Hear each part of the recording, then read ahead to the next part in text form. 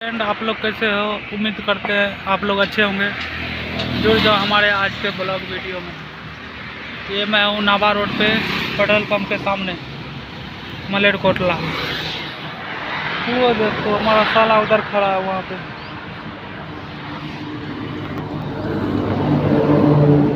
ये है हमारा सिकंजवी का रेडी, नींबू पानी का रेडी।